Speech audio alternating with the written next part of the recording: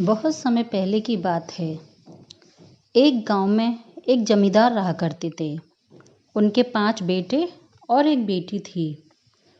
इकलौती होने की वजह से बेटी बहुत ज़्यादा गुस्से वाली और जिद्दी स्वभाव की हो गई थी। इसके अलावा वो बहुत आलसी भी थी। एक दिन जमींदार की पत्नी ने सोचा कि बेटी तो पराया धन होती है, तुम इसे कितने दिन तक सिर पर चढ़ाकर रखोगे? विवाह के बाद कैसे निभाएगी ये अपने ससुराल में? तो जमींदार बोला कि मैं इसके साथ दास दासियां भिजवा दूंगा। जमींदार की बेटी बड़ी हो गई थी। जमींदार को उसके विवाह की चिंता होने लगी। उसने आसपास सभी गांवों में लड़के देखे, लेकिन कोई भी लड़का उसकी बेटी से शादी करने के लिए तैयार नहीं था। तभी जमींदार को बीरवान का ख्याल आया। बीरवान उसी के गांव में रहता था। बीरवान के जन्म के समय ही उसकी माता की मृत्यु हो गई थी।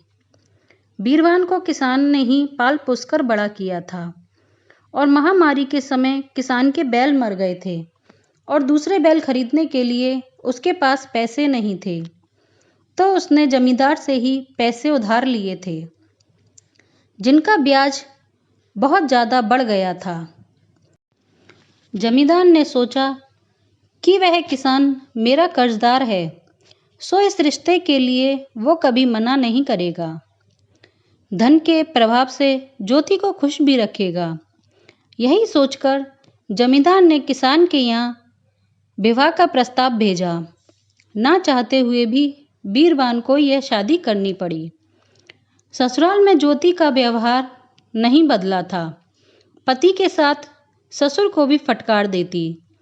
किसान जमींदार के भय से कुछ भी नहीं बोलता। बीरवान गंभीर और स्वाभिमानी युवक था। कुछ दिन तक तो वह चुपचाप अपने पिता का ये अपमान देखता रहा, क्योंकि वो ज्योति की शिकायत करता भी तो किससे। एक दिन बीरवान ने अपने पिता के कान में कुछ कहा। पुत्र की बात सुनकर पिता ने भी स्वीकृति में गर्दन हिला दी। अगले दिन बीरवान ने चुपके से सभी दास दासियों को जमींदार के घर वापस भेज दिया। उसने कहा, अपने घर की जिम्मेदारी स्वयं निभानी चाहिए। ज्योति जब सोकर उठी तो उसे बहुत जोर की भूख लगी। बीरवान ने कहा, खाना बना लो। ज्योति रुआंसी होकर बोली कि इस कड़ाके की ठंड में मुझसे खाना नहीं बनेगा। कोई और बात नहीं, खाना मैं बना लूँगा, बस रसोई में तुम मेरी मदद कर देना, बीरवान बोला। अब बीरवान की बात मानने के अलावा ज्योति के पास कोई चारा नहीं था। दोनों ने मिलकर खाना बनाया। बीरवान खाना खाने के बाद बोला, मैं खेत पर जा रहा हूँ, तुम घर में चौकस रहना। चौकस क्यों? ज्योति ने पूछा। बीरवान ने बताया कि दिन में यहाँ प्रेत गुजरते हैं, जो भी उनकी तरफ देखता है वो उसे नोच डालते हैं। अब ज्योति बहुत ज़्यादा डर गई। नहीं नहीं, अब तो मैं यहाँ नहीं रहूँगी। तो किसान ने कहा कि तुम क्या मेरे साथ खेत चलोगी? ज्योति बोली कि नहीं, मैं इस ठंड में बाहर नहीं जा सकती। एक बात बताओ, ये प्रेत तुम्हारे सामने क्यों नहीं आते? बीरवान ने कहा, मेरे सामने भी आते हैं, पर जो उनकी तरफ नहीं देखता, प्रेत उसी को चोट नहीं पहुंचाते। यदि हम अपने काम में लगे रहेंगे तो प्रेत सामने से गुजर जाएंगे और हमें पता भी नहीं चलेगा। अच्छा, अब मैं जा रहा हूँ। इतना कहकर बीरवान खेतों की ओर चल दिया। घर में खाली बैठी ज्योति को बड़ा डर लगने लगा। उसने सोचा, मुझे काम करते रहना चाहिए, इससे प्रेत की नज़र मुझसे नहीं मिलेगी। ना चाहते हुए भी वह घर में काम करती रही। डर के मारे खाली नहीं बैठ सकती थी। उसने मन में सोचा कि बीरवान के आने से पहले क्यों ना मैं खाना ही बना लूं। उस रात ज्योति ने खाना बना लिया।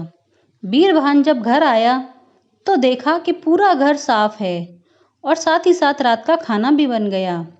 ये देखकर वो बड़ा खुश हुआ। ज्योति ने बताया, आज प्रेत तो आया ही नहीं, मैं काम में जुटी रही। शायद वो बगल से निकल गए होंगे, बीरवान ने उत्तर दिया। इसके बाद ये पूरी रोज की दिनचर्या बन गई। किसान और बीरवान खेत में काम करते और ज्योति प्रेत के डर से घर का सारा काम करती। उसका स्वभाव बदल गया। अब 2 महीने गुजर गए। एक दिन जमींदार अपनी पत्नी के संग ज्योति से मिलने आया। ज्योति को देखकर वो दंग रह गए। वो भाग भाग कर घर का सारा काम कर रही थी। उसके शरीर में बिल्कुल भी आलस नहीं था। माता पिता को देखकर ज्योति उनके गले से लिपट गई। फिर बोली, पिताजी हमारे यहाँ कुछ काम करिए। उसने अपनी माँ से भी कहा। उसे डर था कि कहीं प्रेत उसकी माता पिता को नुकसान न पहुंचा दे। जमींदार को अपनी बेटी की बात माननी पड़ी।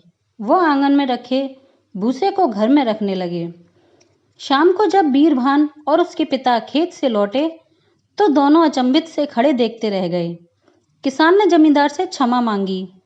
जमींदार बोला, मुझे तो कुछ भी समझ में नहीं आ रहा। घर में घुसते ही ज्योति ने मुझे काम पर लग जाने के लिए कहा। बीरभान कुछ बोलता, इससे पहले ही ज्योति बोल पड़ी, यदि आप काम नहीं करते तो प्रेत आपको हानि पहुंचा सकते थे। प्रेत? जमींदार की पत्नी ने आश्चर्य से पूछा। हाँ, यहाँ से प्रेत गुजरते हैं, ज्योति बोली। जमींदार ने बीरभान से कहा, मुझे अच्छा नहीं लगता मेरी बेटी इतना काम करे। तुमने नौकरों को क्यों लौटाया? बीरभान ने उत्तर दिया कि शादी के बाद लड़की पर उसके पति का अधिकार होता है, पिता का नहीं। जब हम स्वयं इतनी मेहनत करते हैं तो इसका भी कर्तव्य बनता है कि ये हमारा साथ दे और कर्जा उतारने में हमारी मदद करे। जमींदार बोला, पर वो कर्जा तो मैंने ज्योति के विवाह के समय ही माफ कर दिया था। बीरभान ने कहा, मैं आपके पैसे अवश्य लौटाऊंगा। हमें दूसरों पर आश्रित नहीं रहना चाहिए। जमींदार की पत्नी ने पूछा, बेटा ये प्रेत कौन से हैं जिनकी बात ज्योति कर रही है? बीरभान बोला, माताजी पहला प्रेत है आलस्य।